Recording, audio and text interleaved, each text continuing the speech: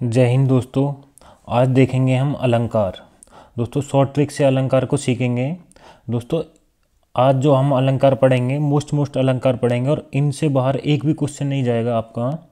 दोस्तों स्टार्ट करते हैं। तो अलंकार शब्द दोस्तों अलम प्लस कार से बना है और दोस्तों अलंकार में होती है व्यंजन संधि। दोस्तों इसको भी पूछ सकता है अलंकार में कौन सी संधि होती है, व्यंजन संधि। दोस्तों अलंकार होता है काव्य की शोभा बढ़ाने वाले तत्व को क्या कहते हैं दोस्तों, अलंकार। जैसे दोस्तों स्त्री आभूषण पहन के अपनी शोभा बढ़ाती है, ऐसी दोस्तों काव्य की शोभा कौन बढ़ाता है, अलंकार। और दोस्तों अलंकार में अलम जो होता है, अलम का अर्थ होता है आभूषण। जैसे स्त्री आभूषण पहन के अपनी शोभा बढ़ाती है, ऐसे ही काव्य की शोभा बढ़ाने वाला तत्व कौन सा होता है, अलंकार। और दोस्तों अलंकार होते हैं तीन प्रकार के, शब्दालंकार, अर्थालंकार और उभयालंकार। दोस्तों इसको तो पढ़ते नहीं हैं, दो अलंकार देखते हैं, शब्दालंकार और अर्थालंकार। तो दोस्तों शब्दालंकार में हम तीन अलंकार पढ़ेंगे, अनुप्रास, यमक और श्लेष। दोस्तों होते तो इसमें बहुत ज़्यादा हैं, लेकिन हम मोस्ट इम्पोर्टेंट अलंकार पढ़ेंगे जो पेपर में आते हैं। और दोस्तों अर्थालंकार में पढ़ेंगे उपमालंकार, उत्प्रेक्षा और रूपक और अतिशयोक्ति। और दोस्तों देखते हैं, इसमें देखते हैं दोस्तों अर्थालंकार में दोस्तों होता है उपमा अलंकार।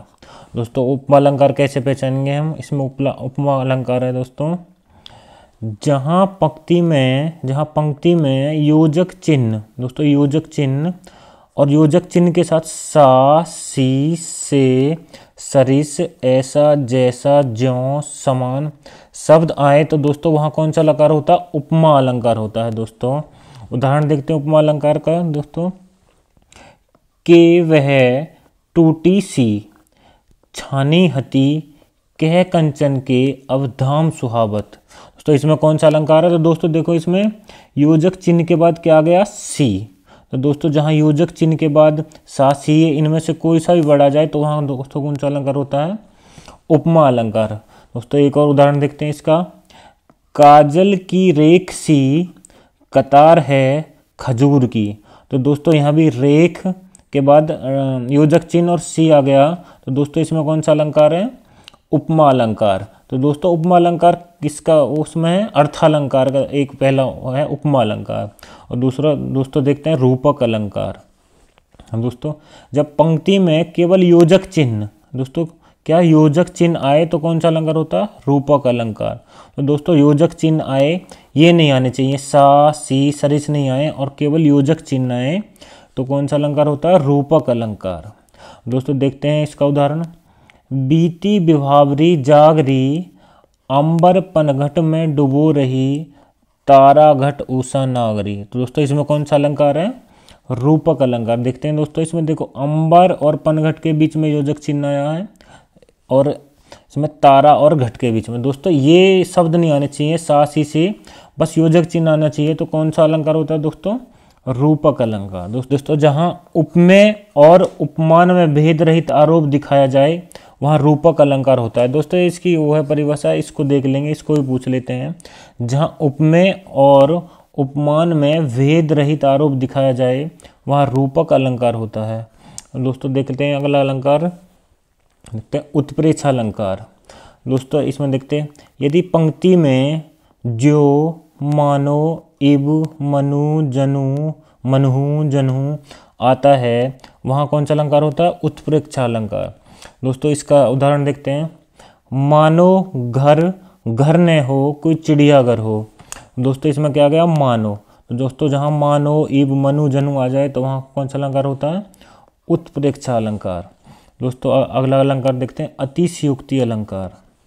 जो देखते हैं, जब किसी गुण या स्थिति को बढ़ा चढ़ाकर वर्णन किया जाए वहाँ कौन सा अलंकार होता है दोस्तों, अतिशयोक्ति अलंकार। जैसे देखते हैं, देख लो साकेत नगरी है यही स्वर्ग से गगन में मिलने जा रही है। तो दोस्तों इसमें ऐसी बात करेगी जो मतलब बढ़ा चढ़ा के, काफ़ी जब होने वाली बात नहीं है उसको बता देते हैं बढ़ा चढ़ा के, तो उस अलंकार उसमें क्या होता है, अतिशयोक्ति अलंकार। दोस्तों दूसरा उदाहरण देखते हैं, आगे नदियाँ पड़ी अपार घोड़ा कैसे उतरे पार। राणा ने देखा इस पार, तब तक चेतक था उस पार। तो दोस्तों ये असंभव है, मतलब राणा सोच रहा कैसे घोड़ा जाएगा और राणा ने इधर उधर देखा, इतने घोड़ा नदी पार कर गया। दोस्तों इसको बड़ा चढ़ाकर बताया गया है, इसलिए इसमें कौन सा अलंकार है? अतिशयोक्ति। तो दोस्तों अर्थालंकार के हमने ये 4 पढ़ लिए दोस्तों, ये इसी में से पूछेगा, इससे बाहर कुछ नहीं पूछेगा। और दोस्तों इसमें देखते हैं शब्दालंकार। शब्दालंकार के दोस्तों हम भेद पढ़ते हैं। पहला है अनुप्रास अलंकार। दोस्तों अनुप्रास अलंकार में क्या होता है? जब व्यंजन वर्णों की बार बार आवृत्ति हो तो वहाँ दोस्तों कौन सा अलंकार होता है? अनुप्रास अलंकार। व्यंजन वर्णों की, दोस्तों कौन से वर्णों की? व्यंजन की। देखो उदाहरण देखते हैं दोस्तों। चारु चंद्र की चंचल किरणें खेल रही हैं जल थल में। तो दोस्तों दोहे में किसका वर्ण हो रहा है? च और ले की आवृत्ति हुई है कई बार। तो जैसे चारु चंद्र की चंचल किरणें, तो दोस्तों यहाँ कौन सा अलंकार हो जाएगा? अनुप्रास अलंकार। अगला उदाहरण देखते हैं दोस्तों। मैया मोरी में नहीं माखन खाया। दोस्तों पंक्ति में किसकी आवृत्ति हुई है? मैं की। मैया मोरी और माखन में, दोस्तों मैं की आवृत्ति हुई है, कौन सा अलंकार हो जाएगा? अनुप्रास अलंकार। दोस्तों जहाँ व्यंजन वर्णों की बार बार आवृत्ति हो तो वहाँ अनुप्रास अलंकार होता है। अगला देखते हैं दोस्तों यमक अलंकार। दोस्तों ये शब्द अलंकार का दूसरा है यमक अलंकार। इसमें देखते हैं। जब एक ही शब्द एक से अधिक बार आए वहाँ यमक अलंकार होता है। दोस्तों क्या होता है? जब एक ही शब्द एक से अधिक बार आए वहाँ यमक अलंकार होता है। देख लेने जिससे, और उसके दोस्तों अर्थ अलग अलग हों। जब एक ही शब्द एक से अधिक बार आए वहाँ और उसके अर्थ अलग अलग हों तो वहाँ कौन सा अलंकार होता है? यमक अलंकार। देख लेते हैं दोस्तों। सारंग ले सारंग चली कई सारंग की ओट, सारंग झीनो पाई के सारंग कई गई चोट। दोस्तों इसमें कौन सा अलंकार है? उपयुक्त पंक्ति में दोस्तों यमक अलंकार है। यहाँ पर सारंग का प्रयोग 5 बार हुआ है, जिसमें 3 के अलग अलग अर्थ हैं। पहले सारंग का अर्थ है मोर से, दूसरे सारंग का अर्थ है सांप से, तथा तीसरे सारंग का अर्थ है बिजली से। तो दोस्तों ये कई बार एक ही शब्द का प्रयोग हुआ है और उसके अर्थ अलग अलग हैं। तो दोस्तों यहाँ पर कौन सा अलंकार हो जाता है? यमक अलंकार। दोस्तों जैसे देखते हैं दूसरा उदाहरण। काली घटा का घमंड घटा। तो दोस्तों इसमें घटा 2 बार आया है। तो दोस्तों इसमें देखते हैं। जब काव्य में एक ही शब्द की आवृत्ति 2 या 2 से अधिक बार होती है परंतु उसके अर्थ अलग अलग होते हैं तो दोस्तों वहाँ कौन सा अलंकार होता है? यमक अलंकार। जैसे देखते हैं काली घटा में घमंड घटा। दोस्तों घटा 2 बार प्रयोग हुआ है और पहली घटा का अर्थ है मेघमाला से, तथा दूसरी घटा का अर्थ है कम, मतलब कम से।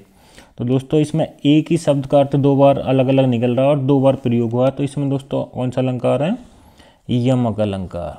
तो अगला अलंकार देखते हैं दोस्तों। इसमें है तीसरा अलंकार शब्द अलंकार का, ये है श्लेष अलंकार। दोस्तों इसमें देखते हैं।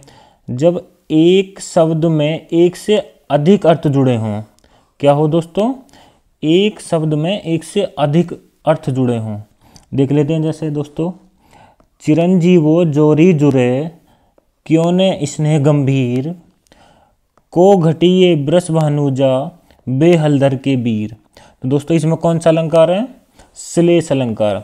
दोस्तों इसमें देखते हैं कैसे श्लेष अलंकार है। दोस्तों इसमें ब्रस भानुजा के 2 अर्थ निकलते हैं। एक अर्थ है ब्रस भानु की पुत्री राधा, और दोस्तों दूसरे का अर्थ है वृषभ बैल की अनुजा, मतलब बहन गाय। तो दोस्तों इसमें ब्रस भानु के 2 अर्थ निकल रहे हैं और इसी प्रकार हलधर के 2 अर्थ निकल रहे हैं। दोस्तों हलधर का एक अर्थ है बलराम और दूसरे का अर्थ है बैल। तो दोस्तों इसमें एक शब्द के 2 अर्थ निकल रहे हैं। तो दोस्तों इसका हो गया श्लिष्ट पदों से अनेक अर्थों के कथन को श्लेष अलंकार कहते हैं। मतलब एक शब्द से अगर 2 अर्थ निकल रहे हों तो दोस्तों उसमें कौन सा अलंकार होता है? श्लेष अलंकार। दोस्तों इसके कुछ प्रश्न देख लेते हैं जो यूपी पुलिस कांस्टेबल में आए, और इसमें देखते हैं। रघुपति राघव राजा राम। दोस्तों रे की आवृत्ति बार बार हो रही है। तो दोस्तों जहाँ वर्णों की आवृत्ति बार बार होती है तो वहाँ कौन सा अलंकार होता है दोस्तों? अनुप्रास अलंकार। अगला देखते हैं दोस्तों इसमें उदाहरण दूसरा वाला। तरनी तनुजा तट तमाल तरुबर भरछाए। दोस्तों यूपी पुलिस का सवाल है। दोस्तों इसमें बताओ कौन सा है। दोस्तों इसमें भी तय का बार बार हो रहा है, आवृत्ति हो रही है तय की। तो इसमें दोस्तों कौन सा अलंकार है, अनुप्रास अलंकार। तो अगला उदाहरण देखते हैं। पूछ रहा दोस्तों निम्नलिखित में से कौन सा शब्दालंकार नहीं है। दोस्तों देखते हैं इसमें शब्दालंकार दोस्तों कौन सा नहीं है इसमें। दोस्तों अनुप्रास, यमक, श्लेष और दोस्तों इसमें रूपक अलंकार नहीं है। कौन सा अलंकार नहीं है दोस्तों, रूपक। ये तीनों दोस्तों अनुप्रास, यमक और श्लेष किसके भाग हैं दोस्तों, ये शब्दालंकार के। दोस्तों ये रूपक किसका है, अर्थालंकार का। तो दोस्तों अगला देखते हैं। जहाँ एक ही वर्ण की बार बार आवृत्ति होती है वहाँ अलंकार होता है। दोस्तों जहाँ वर्ण की बार बार आवृत्ति हो रही है कौन सा अलंकार होता है, अनुप्रास अलंकार। और दोस्तों जय हिंद। दोस्तों ऐसी ही शॉर्ट ट्रिक के साथ हिंदी की वीडियो हम लाते रहेंगे। दोस्तों हमारे चैनल को सब्सक्राइब करें, लाइक करें। जय हिंद।